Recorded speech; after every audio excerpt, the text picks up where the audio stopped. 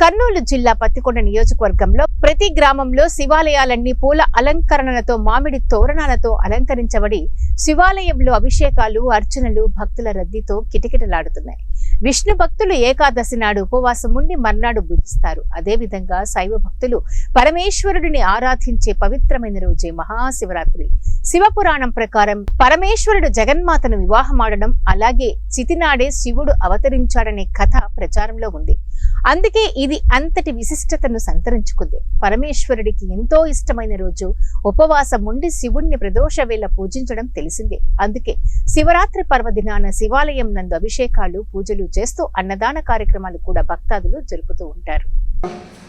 పురాతన శివాలయంలో ఈరోజు శివరాత్రి సందర్భంగా అందరికీ శివరాత్రి శుభాకాంక్షలు. అందరుగా శివరాత్రి రోజున ప్రతి ఒక్కరూ చేసింది ఏంటంటే పూజలు పునస్కారాలు చేస్తారు. పూజకు ముందు తెలుసుకోవాల్సిన విషయం ఏంటంటే శివుడి యొక్క వృత్తాంతం, శివుడి యొక్క కథానుసారం చెప్తూ వింటూ పూజలు చేయడం ఆనవాయితీ. అందువలన శివరాత్రి సందర్భంగా శివుడి యొక్క వృత్తాంతం చెప్పబోతున్నాం.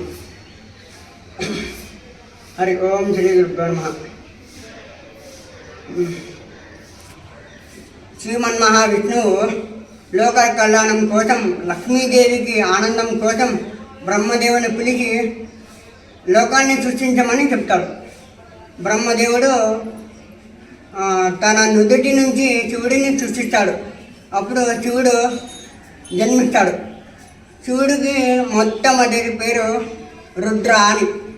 ఆ రుద్రకి 7